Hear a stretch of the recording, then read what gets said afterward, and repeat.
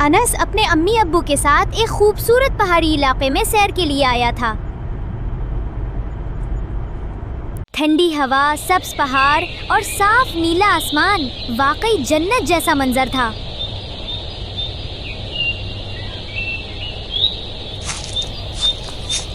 पूरा दिन घूमने के बाद सब थक चुके थे। अम्मी अब्बू सब लेट गए सोने के लिए, लेकिन अनस वो खिड़की के पास बैठा बाहर का नजारा कर रहा था। अम्मी, मुझे नींद नहीं आ रही, क्या मैं बाहर जा सकता हूँ थोड़ी देर को? नहीं बेटा, अकेले मत जाना, नई जगह है, गुम हो सकते हो। अब्बू उठेंगे तो सब साथ में चलेंगे। अनस ने हाँ तो कह दी, मगर चेहरे पर मायूसी थी। अम्मी सो गईं और अनस का शरारती दिमाग जाग गया। सब सो गए हैं, चलो जरा बाहर की सैर कराते हैं। वो दबे पांव दरवाजा खोलता है और बाहर निकल जाता है।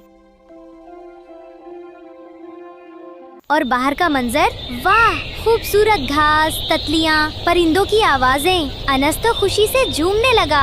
इतने में एक नन्हा सा खरगोश उसके सामने से दौड़ता है। ओह खरगोश, रुक जा भाई, मैं पकड़ लूंगा तुझे। अनस भागता है, खरगोश भागता है, अनस भागता है, खरगोश झाड़ियों में छुप जाता है। अनस काफी दूर निकल आता है।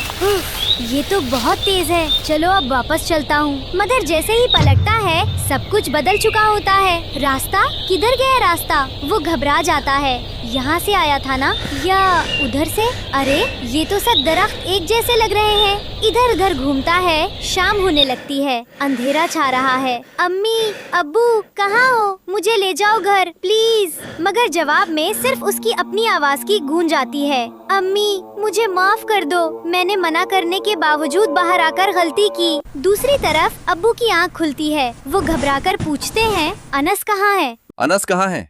अनस, अनस। वो कह रहा था बाहर जाना है, मैंने मना किया था, शायद वो चुपके से निकल गया।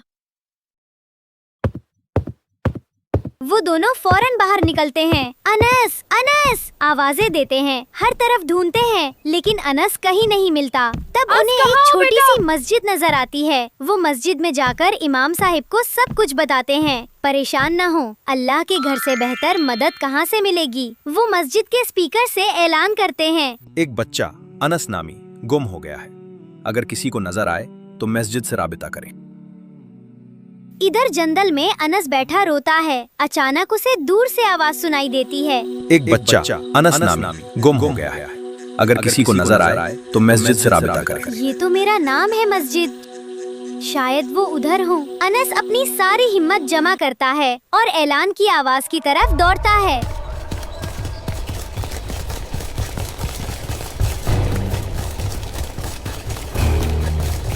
कुछ देर बाद मस्जिद के सामने उसके अम्मी अब्बू खड़े होते हैं और तब अम्मी, वो दौड़कर अम्मी से लिपट जाता है। मेरे बच्चे, तुम ठीक हो? हमने कितना ढूंढा, हमें तो लगा तुम। अम्मी की आंखों से आंसू बहने लगते हैं। कहानी मुकम्मल नहीं होती, आंसू कहानी मुकम्मल कर देते हैं। अम्मी अब्बू की बातें रोकने के लिए नहीं होती, बचाने के लिए होती हैं। नई जगहों पर शरारत जिद में बदल जाए तो खतरनाक बन सकती है।